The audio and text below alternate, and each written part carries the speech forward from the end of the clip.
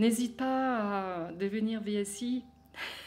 Je suis en VSI depuis quelques mois à Madagascar, avec MAF Madagascar, en tant qu'infirmière chargée de sensibilisation auprès de la population de Tananarive et des populations isolées de l'île. Et en fait, ça m'offre une expérience unique, humaine et professionnelle et aussi culturelle. Ça me donne un sens dans ce que je fais et ça répond en même temps à un besoin de la population locale. Alors, ce que je fais, toutes les semaines, je vais dans un village où vivent des familles dans des conditions précaires. Et avec une équipe malgache, un partenaire de MAF également, nous allons rendre visite à l'école sur place. Et là, je peux utiliser justement mes qualités d'infirmière pour effectuer la sensibilisation sanitaire auprès des enfants. Et on accentue précisément dans l'apprentissage des soins de base comme les soins d'hygiène des mains, lavage des mains, pourquoi se laver les mains. Et ensuite, on met toujours en pratique, donc que ce soit l'hygiène des mains ou bien le brossage des dents pour les enfants. Parce qu'en fait, souvent les parents, la plupart des parents n'ont pas de moyens pour aller voir le dentiste ou bien le médecin. Alors ensuite, je fais aussi des suivis à domicile auprès d'enfants, des enfants qui ont besoin de soins. Donc la plupart que j'ai pris en soin, c'est des enfants qui sont brûlés, souvent au 2e degré. Donc ça nécessite un suivi avec des pansements réguliers qui parfois de quelques semaines ou d'1 mois.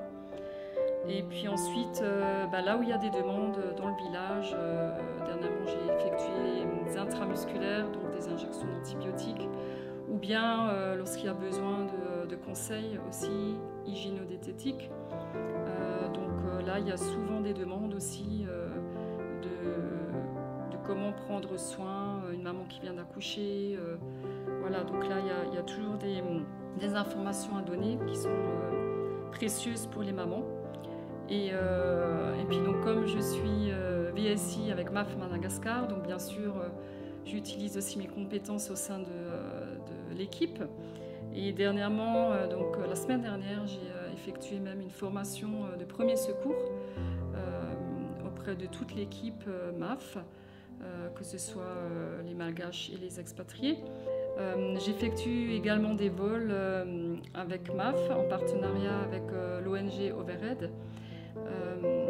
J'intègre en fait une équipe médicale qui est constituée de médecins, de chirurgiens, de dentistes, d'échographes.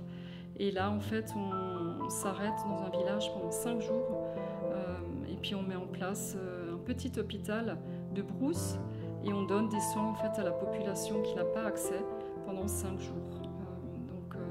En distribuant des médicaments, en faisant des opérations et aussi en faisant des soins dentaires et en donnant aussi la possibilité d'avoir des échographies pour les patients qui en ont besoin.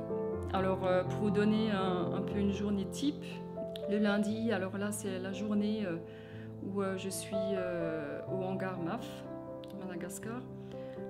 Donc là on prend toujours un temps ensemble, il y a une rencontre d'équipe le matin et donc ça permet d'avoir des temps relationnels et d'apprendre aussi à connaître les personnes. Donc le mardi, je prends les cours de malgache pendant quelques heures, ce qui me permet d'effectuer les cours spécifiques de la santé auprès des enfants.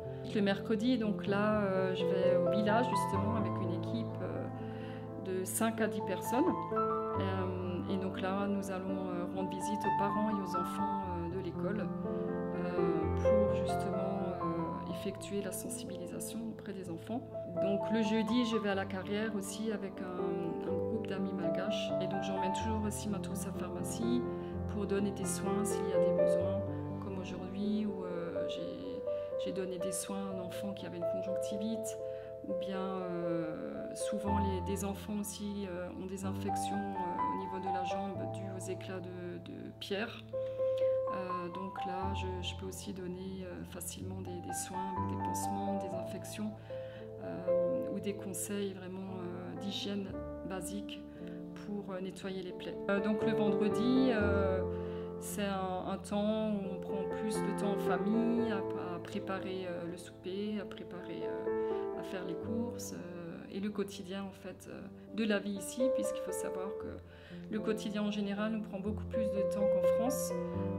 Rien qu'à l'exemple de l'eau, où il faut filtrer l'eau, nettoyer le filtre, donc ça aussi il faut le faire régulièrement, ou bien d'aller au marché, donc ça permet aussi d'avoir du contact avec le personnel local et de faire ses courses en langue malgache et de négocier les prix également. Le VSI, c'est vraiment un travail en équipe interculturelle, donc ça permet vraiment d'évoluer dans une compréhension, une communication qui est différente de celle qu'on a l'habitude d'avoir. Donc c'est la deuxième fois que je m'engage pour un VSI, et ce que j'aime dans le VSI, c'est l'ouverture à l'autre, c'est le fait d'être proche de ceux qui sont différents de moi, et en même temps d'apprendre aussi à mieux me connaître moi dans ce que je suis capable de faire, jusqu'où je peux aller en fait pour apprendre à connaître celle qui est différente de moi, avec une autre culture, une autre manière de penser. Ça m'apprend la patience aussi, beaucoup de patience, à être tolérante et à accepter la différence. Si quelqu'un hésitait à devenir VSI, mon conseil, ce serait de lui dire écoute ce que tu as au fond de ton cœur, ce que tu désires pour ne pas regretter quand tu seras un peu plus âgé, mais vas-y, et tu verras qu'en fait il suffit d'y aller pas après pas et de découvrir les choses comme elles viennent, sans avoir trop de crainte, mais en te faisant confiance. Et tu verras qu'en fait, parfois on se fait une montagne et puis au final, ce n'est pas grand-chose. On y arrive tous, et si moi j'y arrive, pourquoi pas toi?